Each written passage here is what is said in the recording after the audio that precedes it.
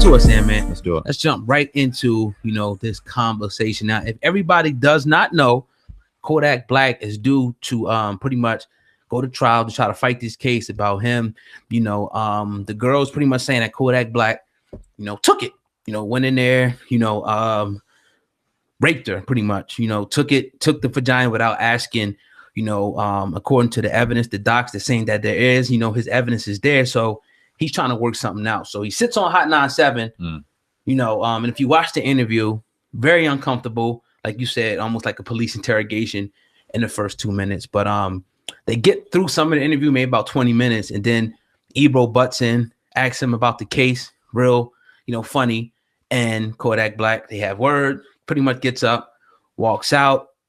Everybody's talking about it now. You look at the ratio. You can always look at the videos. You see that the down like 12,000, up like 3,000. So you had a lot of words to say about Ebro, man. Say, man, give it to him. Let's give it to him. This is why I feel like Ebro's a fuck boy. He is for this one. Now, I want to like Ebro. I respect his journalism. I respect what he's brought to Hot 97, Summer Jam. He definitely is respected in hip hop. But this is why he's a fuck boy in 2018. That was set up. That whole thing was manipulated. Now, first off, let me start by saying the allegations against Kodak Black were very serious. We don't condone any of the allegations that are against him right now. Right. If he is found guilty, and there's a lot of substantial evidence out there that may find him guilty, then he deserves what he deserves, because no one, no woman, no child, no one deserves to be put in that position. We say that emphatically here. That being said, it was right off the jump where Ebro just had this energy about him. The energy was off from the jump. And when you seen Kodak Black today on the Breakfast Club, the first thing I wanted to pay attention to was energy, because maybe in my commentary on Ebro the last couple of days may have been a little harsh. Maybe this is just Kodak Black's natural reaction, but I seen him on various interviews while promoting the album, and it just seemed like this interview in particular, he was very defensive and standoffish because of the energy that Ebro brought. He came out saying, I really didn't want you on here necessarily, but it's cool to have you on here. You got a fucked up past, and you were smoking near your kid. He just gave the energy, was just off. And although Peter Rosenberg and Lower Styles tried to bring it back in the interview, you seen Kodak Black warming up throughout the interview. Then Ebro brought it immediately back to the negativity, which brought Kodak Black to go, you know what, I'm out of here. And it just seemed like he was trying to create a moment. And then immediately he jumped on the social media to see what everybody was saying. I thought it was some fuckboy shit. That's corny. I mean, so do you think he was wrong for asking the question? Did it needed to be addressed, the question? Because, he wanted to know. Everybody wants to know that. Everybody knows that when you go sit up in these interviews, the good ones at least, that they're going to ask you all the tough stuff. The Breakfast Club does. And I see somebody in the comments says, Mercedes Michelle says, Ebro want to be Charlemagne so bad. The tough questions are going to be asked. Was he out of bounds for asking a question? He wasn't out of bounds for asking the question. You can ask whatever you want on your platform. You have the right to do so. Now, I know that there's discussion between the publicist and the radio host and things like that on what's good and what's not. I'm sure they had that conversation. That being said, he has the right to ask what he wants. But what I'm saying is, when you talk about and think about the energy that was brought throughout that entire interview, for that to be brought on then, and then for Kodak Black to say that he didn't want to talk about it anymore. Then they asked him the astronaut question where he brushed off and they laughed it off and move on to the next. And then Ebro immediately antagonized it again. I ask you, if somebody would have came at you the way Ebro came at Kodak Black in that situation, how are you coming off? I know you, but tell the people how you coming off. Well, you got to be seasoned in that. You got to know how. This is why I always say, in my commentary, you got to know how to deal with those type of situations. You do interviews probably all the time. Now, probably it's some underlying issues where you probably just don't fuck with Ebro like that. You don't like him. And a lot of people don't, but I'm not gonna say that I 100% agree with the way that Ebro did it, but you gotta put it out there. Let me tell you, gotta put it out there. It's evidence. It's evidence, but let me tell you why that wasn't the whole premise of the thing, and let me tell you why this was a publicity stunt on Ebro's behalf. And I'm gonna get more cynical as the story goes on. And I want to like Ebro, but I'm starting to see the colors of what's going on. Okay. You got a failing radio station on the internet right now that's failing. It's prehistoric. It's behind the times. They need to create some news. You get me ahead of myself, but you know what I mean? It is what it is. Ebro, if he really cared about this situation, if he was really against the allegations brought on against Kodak Black and everything that Kodak Black represents, we both know good and goddamn well he could have said, nah, he can't come up here. I don't care if he's doing a promotion for the album or not. I don't want him up here. Ebro saw this as a situation where he can go, okay, we can make a moment that we really don't have on here, because I reject and fight every new artist that ever comes in here because I don't want anything fresh in my radio station. Yeah, I may have your Fat Boy SSEs and people nowadays, but when it comes to evolution and when it comes to just the growth in 2018, it just seems like there's a fight and a confliction within Hot 97. And I tell you, it starts with Ebro. Why are people more mad at Ebro asking him the question, and more people not mad at the actual offense that's alleged? Now, we're just going to say it's alleged. You know what I mean? They are saying that there is some DNA evidence, but again, it still has to go through the judicial process. Why are people just pointing that out? Oh, he asked him this fuck question. How come they ain't talking about the actual what happened? You trying to play down there? Right now? No, I'm just saying. How come people ain't? I'm just these are the. I'm going down the line of what people I see in my comment section. Yeah, in the comment consensus. That's all. Since you anti Ebro on Hot 97 right now. You said they're dead in the water. So ask me that one more time. Would you say that again? I'm saying that why are people more focused in on Ebro asking him a question, or not more focused on the fact that Kodak Black allegedly did this? How come people are not focused on that? They're just pointing to the fact that Ebro asked him this about this, but this dude allegedly actually did this. He's going to have to go to trial for actually doing this. But you're painting Ebro out to be a victim, and he's not. He antagonized this. It was more so a statement than it even was a real journalistic question. If Kodak Black was sitting right here, and we started off the program saying we're the most underrated podcast, we'll ask the hot questions. People are afraid to come on here, but there's still a respect level involved. We're going to talk about the album. We're going to talk about its growth. We're going to talk about this. We're going to talk about that. You won't get an energy or a vibe coming onto this platform like there was an underlying or there was something more that we wanted to gain out of that situation. Like we were trying to create a moment. That's not what we're trying to do. Now, if you wanted to be on some fuck shit and walk out, by all means, there's the door. Don't let it hit you. But we ain't in here trying to create moments. I felt in that situation, Ebro was trying to create a moment. And it worked. Yeah. But did it work for his benefit, or did it work for his defeat? Because I feel like it worked for his defeat. It makes them look even worse. They got this ongoing war, the Breakfast Club, Hot 97. As you seen when you sat down, you pointed this out, that the two interviews were totally different. You know what I mean? And they ain't even mentioned Hot 97. I know you picked that up. It was like the other interview or whatever. And they had their little war going on. So it is what it is. But I get it. At first I didn't, get it with the outrage on Ebro, but I kind of get it why people are going in. But I don't think that, I won't say that they're done. I think that they do great work. I don't think that they're the best at what they do. I'm talking about Hot 97, that little radio crew in the morning. You know what I mean? I don't think that they're done at all. You know what I mean? Let's talk about Hot 97 real quick. Because I would be the first to say that they're behind the times. They're prehistoric. We had this conversation when we talked a couple months ago about Peter Rosenberg and Joe Budden and their little feud at one point. And this has been brought up throughout the month, especially throughout this podcast, the life throughohout this podcast. So that being said, do you think, or do you agree with my sentiment that Hot 97 is behind the time? They're failing. The station in general, or just the YouTube? Clarify what you mean. Like the whole, because they still got the radio that's popping, kind of, you know what I mean? But more so now it's like the YouTube interview thing. The Breakfast Club got that popping. So that's what you're talking about more so. I'll relegate it to 2018, the times. Let's put it, are they behind the times? And what I mean by the times is the social media wave, the way to communicate with the consumer, because their relationship with the consumer seems very off. It's 50-50, sometimes 60-40 at best, being negative. Why is that? They don't communicate properly to the new consumer in 2018, where you see a Breakfast Club, and we both gave the Breakfast Club credit in bringing in different varieties of interviews and bringing different conversations, but still doing it in a way where they resonate to different genres and different places of the world, where Hot 97 is vastly falling behind. And now you see the podcast wave, where you see your Joe Buttons of the world and your Uncensored Truth podcast of the world and the other podcasts that are popping, where people are going for news and perspective, and now you're getting exclusive interviews and things like that, putting Hot 97 further and further behind. Do you think that they sit there and go, okay, there's a bitterness, and do you think because of that they won't be here? I kind of think that they may be falling off soon.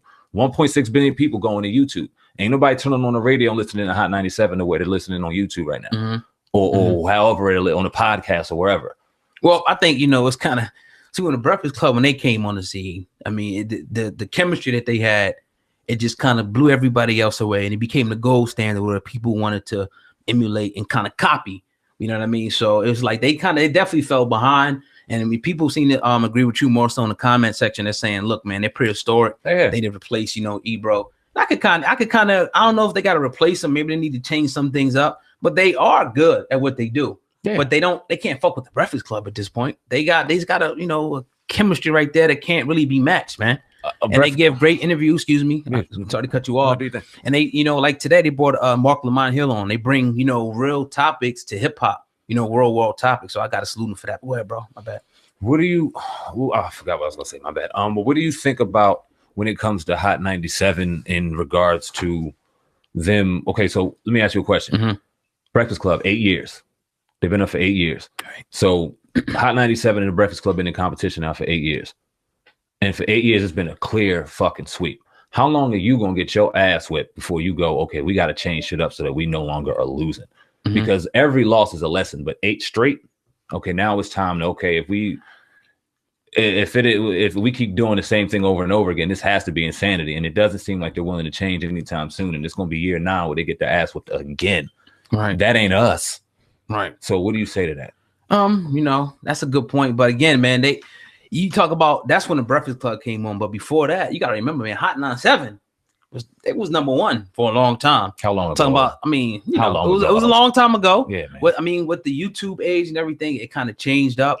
I mean, at one point, it was a lot of different platforms, and some platforms grew into some real big, good businesses. Some kind of fell by the wayside and became just internet bloggers. You know what I mean? So we're trying to go the way of actually building a business, a real business behind this thing. But yeah, man, I think, you know, there's still major players in the game. They could be falling behind. I think the radio right now, and the fact that they can still bring people on the platform to get the interviews because they're such a big station, they built their name, they'll be able to compete. But again, you got people on the internet, YouTube and stuff that are, you know, coming up and doing their thing, but they still got that radio behind them. People still have to go to the radio, do interviews on the radio now, and Hot 97 is still one of the big meccas in New York. So they'll be all right, man. How long do you give them? Because I disagree with you. You talking about just those 3? Laura, the dude, Rosenberg, and Ebro? Because we know Ebro has stake and he has say in what goes on in there. But when does it come to a point where they go, all right, man, enough's enough. We're tired of getting our ass whipped. This has to change. This will change. How long do you give them? Because I have a conspiracy theory in my head running around right now. Or even why he even did that. So how long do you give them? Do you think, I want you to get to that conspiracy theory. You know, somebody said 2 years. It could come to an end pretty fast, man. If they don't, it's like, you know, if you don't change things up, as things that are spiraling down, if you don't change things up, it'll eventually hit a crash. So you got to, you know, change the trajectory. So they definitely got to change some things up. But hey, man, we run our ship over here. They run their ship. So, you know, I'll say with the less than 3 years, man, if they don't pick it up, you're going to have a lot of people. You know, you talk about people got 2 million subscribers. You guys are reaching million. Guys are running with platforms now that's just sitting in their homes. You know, they're doing things. So yeah, it could really be, and they're competing.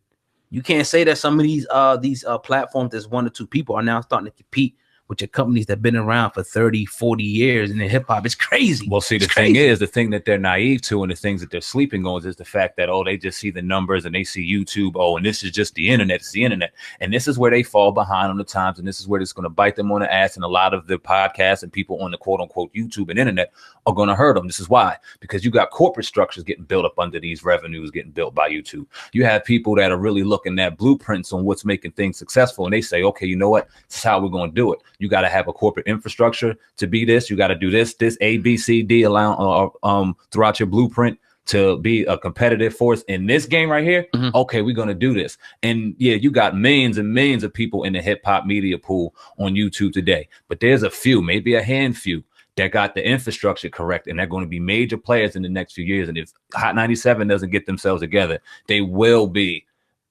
extinct like a dinosaur. But let's talk about this, because somebody put something about the source in there, and you see, like, you got I don't want to really put their names out. I respect all these platforms, but I got to make a point. You got like people like the Source, you got XXL, even some of your other platforms. They have failed to really, you know, grasp the YouTube wave and the social media wave, the Twitter. Yeah. All they do is they're stuck with that whole that radio model or the internet model. They haven't really jumped over, because you'll see some big companies like maybe even the Shade Room. They have nothing going on YouTube.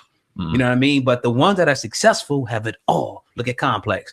We got to even throw Vlad in there. He got the YouTube, he got the website, and, you know, other business ventures, you know, out there. So Yeah, Hot 97 could definitely, you know, go the way of the source. Like the magazine thing is pretty much dead at this point. Nobody's really buying magazines no more, and all these other companies. They definitely can go by, you know, by that way. It could be other companies, you know, that actually, you know, replace them. I can name a lot of companies that 10 years ago that wasn't even in the conversation is now in your top 5 of your hip hop platforms. Now we can do that all day. And I give you Toys R Us and Best Buy as examples outside of the realm of hip hop as examples. When you got an Amazon that came in and they changed the game in the market, and when you got places like Toys R Us and I keep wanting to say BT and Best Buy, where you would never think these places will be threatened to go out of business, and you starting to see them go out of business because people are starting to evolve with the time. When Amazon seen that people love to buy shit on their phone and get it delivered to their house, okay, we're gonna change the game and we'll get it to you in less than a day or day. Okay, Bob, okay, we'll give you food, we'll do this, we'll do that. Change the game, we'll give you toys, this and that, and third. Same thing applies here. When you got a market where people are feeding on the internet, people are watching this on their phone, they're going to YouTube. Some people are going on YouTube before they even turn on their radio, or some people are hooking their phone up to, or have syncing their phone to their car, and that's what's controlling what they're listening to. They have to evolve with the time. My conspiracy theory was this. Somebody, the higher ups at Hot 97 is saying, listen, we're getting our asses wet. This is getting too crazy. This is a real threat of having to change, or something's going to have to give. We need to create some kind of controversy. We need to bring somebody young on. And Ebro being stuck behind the time. So you know what? Nah, I got this myself. I'm going to do it myself. And like I said, he tried to create some kind of moment. And what did you say the like to dislike ratio was on that YouTube video? Because you can't do that on the radio. People can't say, nah, this radio show was whack here. I'm whack. Boy, this was dope. But they can do that on YouTube. And they're looking at them numbers, and those numbers are staggering. I've never seen numbers like that before, especially on a radio broadcast like that. They usually got at least their fans showing them love. That shit. You mean Hot 97? Yeah, the interview with Kodak. Oh yeah, the dislike ratio. It's ridiculous. I don't even want to speculate, but I know it's at least half to more than 50%. Yeah, it's terrible. Right. But that being said, man, they really got to evolve with the times. I don't know if they will. And if they don't, these other people that are really starting to build and do it the right way are going to come right behind them like an Amazon and put them right out of business. Yeah, definitely, my man. But anyone ever think Walmart will be sweating this future via Amazon? Come on, man. That's a good question. Now, I've been seeing that, you know, every time I see Amazon is taking over, because I'm not even hiring people starting at 17, 18. It was never like that before. You know what I mean? And they're coming in, and what they're doing is they're giving you anything that you need. Now people are going to Amazon. Best Buy, I think, is a company that may not be around. I don't know how that, you know, how it's going to be, because everything now, they even do the price match. You know that, going to Best Buy a lot.